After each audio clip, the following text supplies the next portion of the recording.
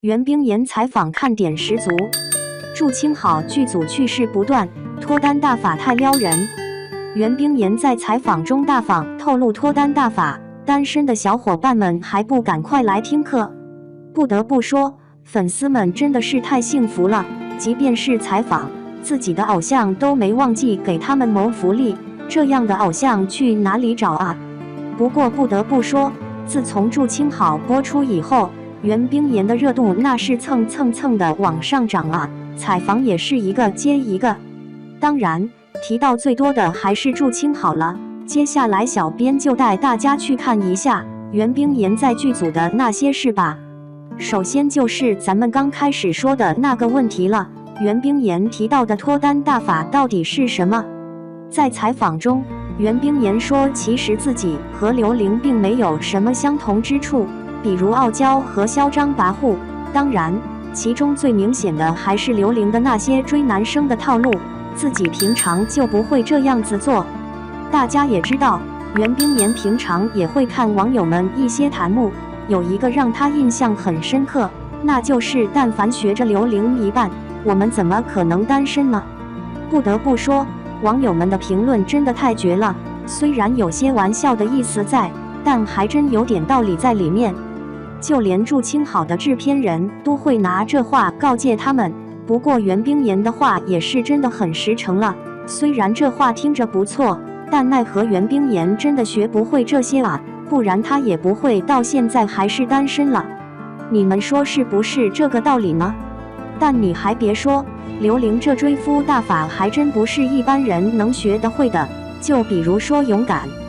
刘玲小时候的家庭环境并不怎么美好，这也让她一直就缺乏安全感，有时候甚至经常会想到非常不好的结果，但她此时却是非常努力的在隐藏自己的压抑，所以她才会用嚣张跋扈来作为自己的保护色。当遇到沈大人以后，即便刚开始的目的可能不太单纯，但是沈大人对她的用心，以及沈大人本身的魅力，都让刘玲在和沈大人的相处中深深爱上他。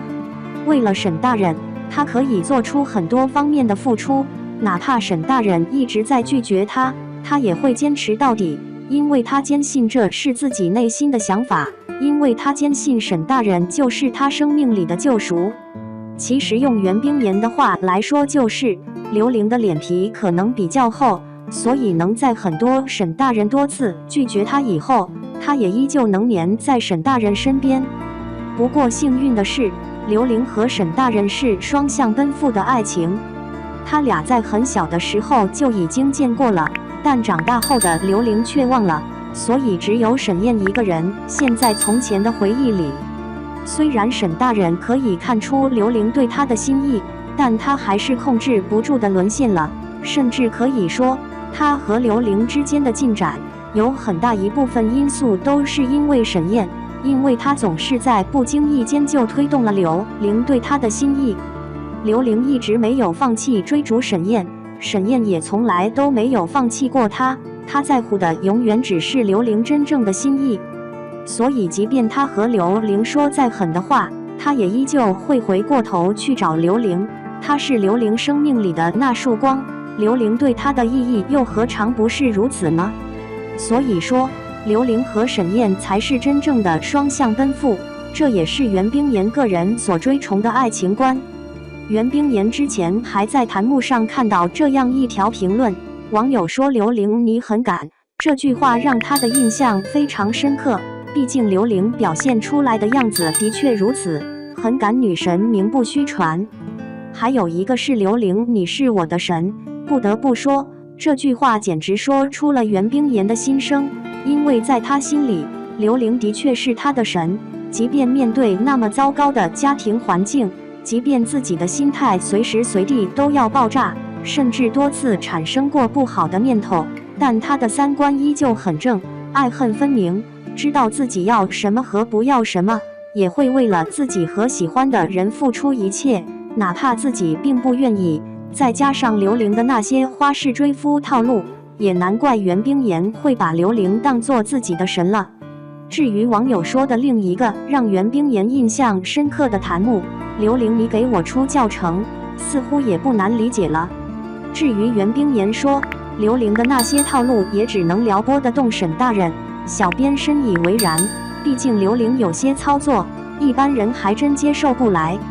如果不是沈大人刚开始估计他的身份，再加上自己对他早就动了心思，哪里能让刘玲在他面前蹦跶得那么欢乐呢？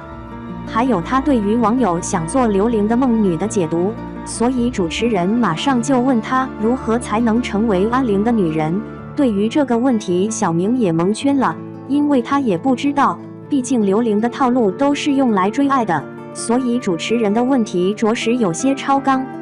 小编在这里必须得夸一次网友了，他们不仅脑洞奇特，关键是总结的还很在点上，所以也难怪袁冰言这么爱看网友的弹幕了。除了能给他带来很多真诚的建议以外，还能带给他很多乐趣，也让他们在日常生活中都能够用到，只不过有时候还是要避免的。就比如网友曾经说刘玲是古代版的霸道女总裁，所以就有了一个新的外号就刘猛子。对此袁冰言只是笑了笑，然后说来句挺猛的，就接过了这个话题。不过之前在一个直播活动中和郑业成对话时，他就提到了这个外号，说是在直播活动的前一天晚上，有人给他发微信叫他的新名字，不过具体是刘大勇还是刘猛他就记得不太清了。当时的他别提多郁闷了，但接受能力还是很强的，笑一笑也只能接受了。在袁冰言的印象中，在拍祝清好的时候，自己印象最深的一场戏不是吊威亚的部分，就连拍水里的戏份时，他也只是觉得非常冷。虽然是4月份拍的，但因为一直要从水里进进出出的，再加上女生生理上的状况，所以给他的印象还是比较深刻的。但印象最深的还是一些虐心的戏份了，就比如说袁冰言和沈燕闹别扭后，自己在雨里因为找不到沈燕给他的定情信物，所以崩溃的哭了的场景。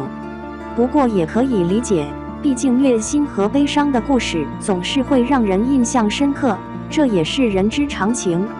在采访中，袁冰言被问到有没有虐的戏份，对于大家来说，相信肯定是知道哪场戏有些虐心，但对于袁冰言来说，其实整部剧没有什么大虐的部分，但其中刘玲去和亲的戏份却让他有些难受，也有点感人。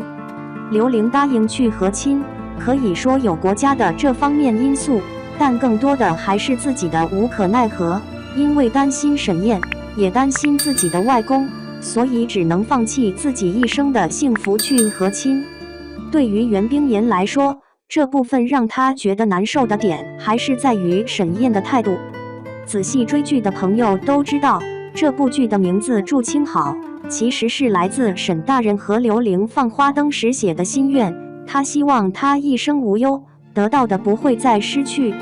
但刘玲可以放弃一切，求的却只是和沈燕在一起，他希望沈燕带着他私奔，他希望两人可以隐姓埋名的过一辈子，但沈燕却拒绝了他。还有沈燕做的那一系列安排却没让刘玲知道，这都让袁冰言觉得难以理解。可因为是沈燕，所以刘玲很安心，这就够了。袁冰言还被问到，他觉得哪场戏是会让观众疯狂尖叫的戏份。说到这个话题，袁冰言就有些害羞了，因为他觉得剧里这样的戏份真的太多了。就比如说刘玲和沈燕在你追我赶的过程中所发生的好多事，都让袁冰言脸红心跳。所以大家觉得哪场戏最让你激动呢？在看一些红衣女星的影视混剪时，他觉得这些女主在一到天的时候都穿的红衣服，这个点有点戳中他的内心，因为他看过里面的大部分剧，还都蛮喜欢的。但对于他个人来说，他还是喜欢 HE 的结局的，毕竟 BE 美学虽说美得很有冲击力，但也意味着会虐到极致，这点他的确有点难受了。其实看过袁冰言的这些采访就能发现，他的态度还是很真诚的，基本能说的都说了，但就是一点都不给大家剧透。虽然说出了倾城一清欢很虐，其中的女主角色也是他演过最虐的一个角色。但至于两人是 HE 还是 BE， 这点就怎么都不说了，真是让人又爱又恨啊。